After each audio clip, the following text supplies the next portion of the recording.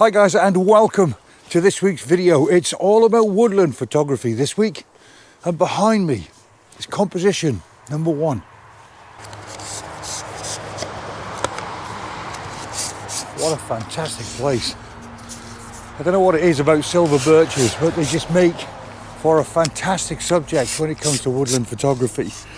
In actual fact, I'd probably go as far as to say as they're the most commonly photographed tree. But you can understand why they're fantastic. And when you get a line of trees like I've got, that's something special.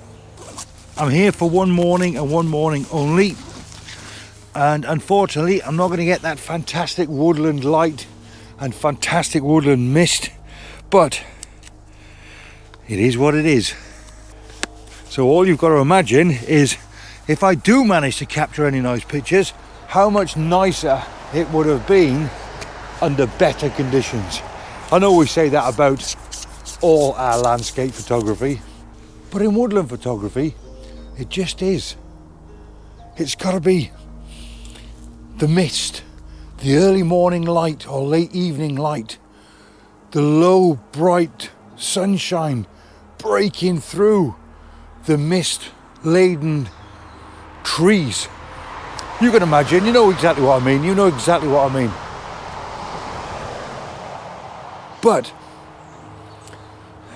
you can't get perfect conditions every time, just like in the landscape.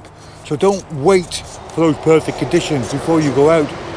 Just go out and just enjoy the moment and capture the subject the best you can under the conditions you're faced with.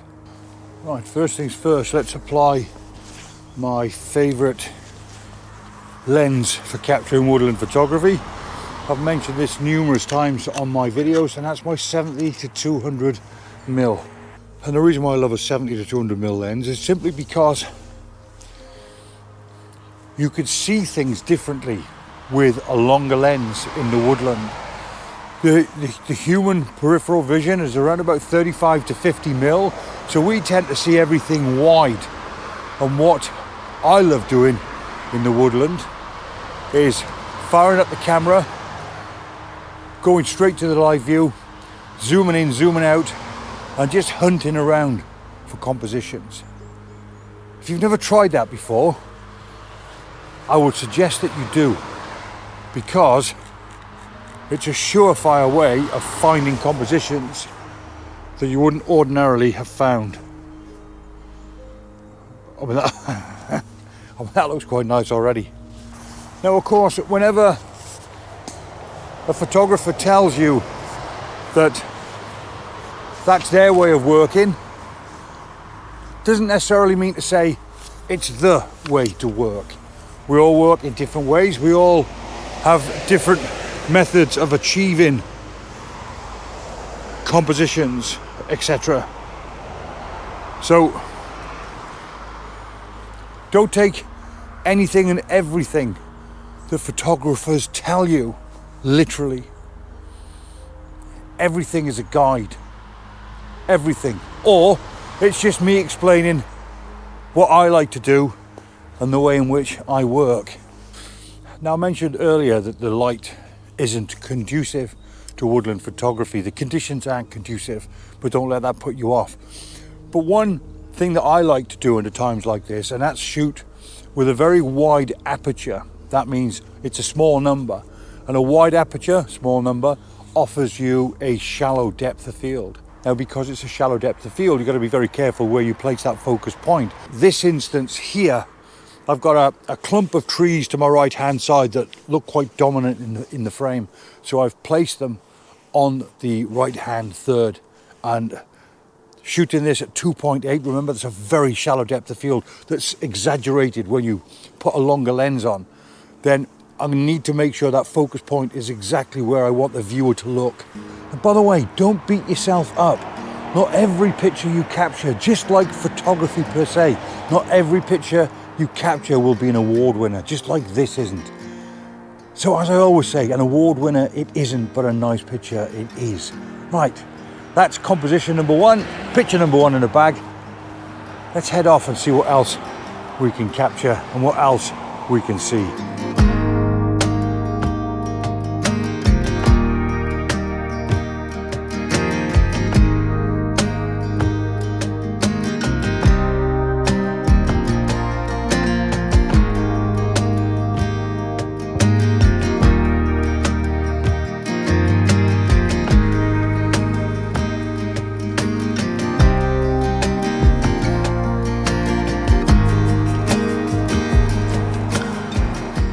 By the way, don't forget to change your white balance to cloudy or shade when you're in the woodland.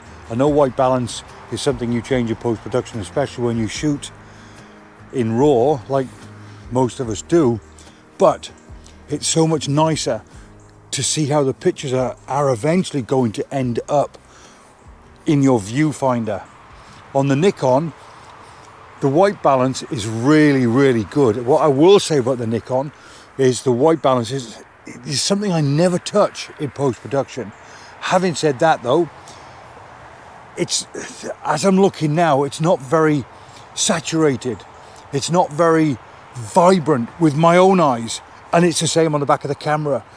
Turn the white balance to shade or cloudy and you get that warmth feeling straight away. So instantly on the back of the camera, it looks so much nicer. Let me show you what I mean. If I throw you guys in camera, then hopefully I should be able to demonstrate this. Now the white balance you're looking at now is pretty much the white balance that I can see with my own eyes. It's very accurate. But the chances are the picture is not going to look like this by the time we finish post-processing it. So I'm going to hit my white balance and change my white balance up to shade, and now instantly you can see it offers a much more warmer feeling, something more akin to woodland photography. That's my composition, by the way. I'm just walking around and I just so happen to have found this incredible clump of trees, and I'm going to place that one right smack bang in the middle there, and that's quite nice actually. So that there is going to be composition number 2.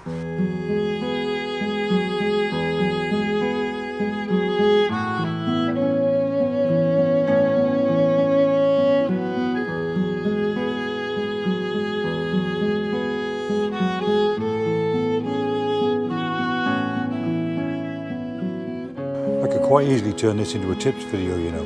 I don't make them very often. I don't know why, but when I go into the woodland and I explain about how I go about finding my compositions, they always seem like tips. And there's another one here, for instance. Again, this is another reason why I absolutely love this lens. It's put you guys in camera again. So that's pretty much the composition that I'm looking at. My eye's been drawn to this dead birch tree lying down, and now all I'm looking for is something to frame it with or something to complement it with. So the framing at the moment, I've got these trees either side sitting pretty much on the third. A nice low down perspective, and again shallow depth of field, focusing on that dead birch because that's going to draw the viewer's eye in, and I like that. And if I am going to turn this into a tip video, another tip I'll give you as well is think about compositions. I'm not a square crop fan, but square crops definitely work in the woodland, but also so do letterbox crops. 16:9 is my favorite crop. That always works in the woodland, but an even tighter crop could work well. For instance, here, if I show you during the edit what my mind is thinking now about this particular image, you'll see how that changes the perspective completely. But now also, let's break this down even further. If I show you in my iPhone what my eye can see, it's that. That's what I'm looking at. So now you can see how busy and pretty much how horrible that sight looks, or that this view looks. But the minute you start zooming in beyond the peripheral vision of the human eye, you could start to see compositions. They'll start to present themselves. So going back to in camera, I'm at 85mm there. I've also noticed if I zoom in a lot tighter, like there for instance, that on its own is a nice picture.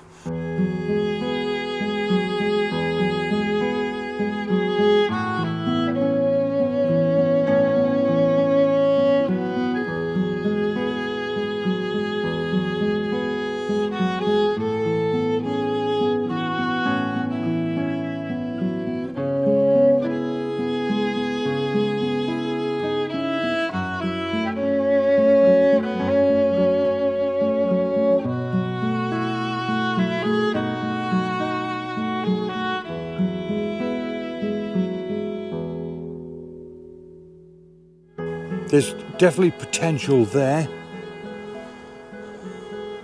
If I just walk over here just a little bit. Again, very busy, but look down there. That has a lot of potential. A longer lens, zooming right down there. A lot of potential. Yeah, there's so much. Sometimes you've just got to... Sometimes you've just got to stand still, have a look around. You don't have to have a magic eye in the woods. Just keep it simple. Think of basic shapes, basic compositions, rules of thirds, frames, different crop ratios. I've mentioned square crop. This tree here that I just pointed my camera at a second ago, that is probably a great potential for a square crop, and I'm not a square crop fan. Yeah, sometimes you just got to stand still and do a 360. Preferably looking at the live view on the back of your camera or in your viewfinder.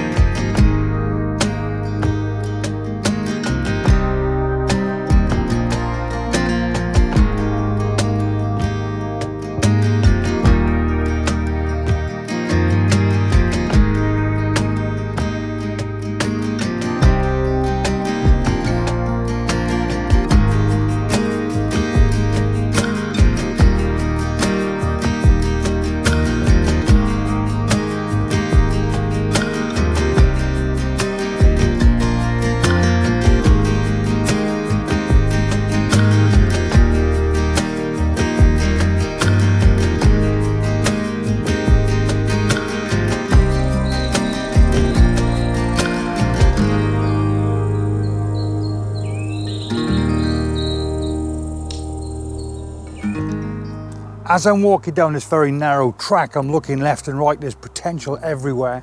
And I spotted a clump of trees that's being backlit, and I thought it would look quite nice if I created a nice, bright, vibrant picture. Shallow depth of field, just focusing on that one birch tree, but also shooting through these ferns here just to try and create some kind of soft focus frame around the edge of the image. Let me put you guys in camera to show you what I mean. There. So I'm looking at something like that with a bit of potential there. Now I think that is quite nice. Like that. Really shallow depth of field, backlit.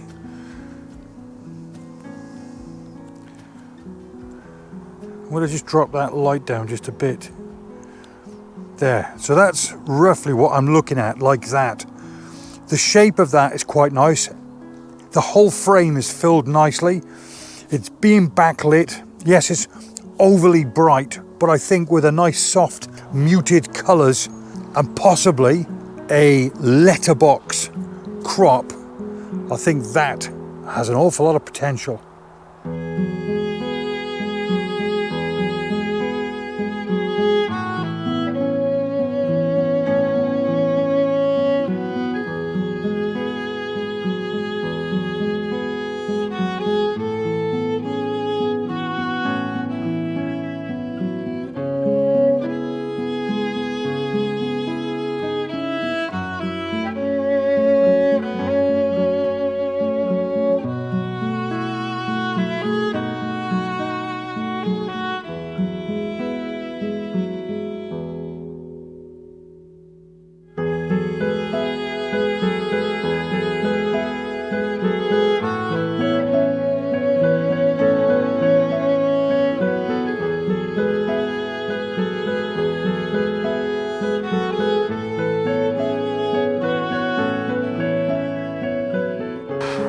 well, there you go. Bit of woodland photography for you this week.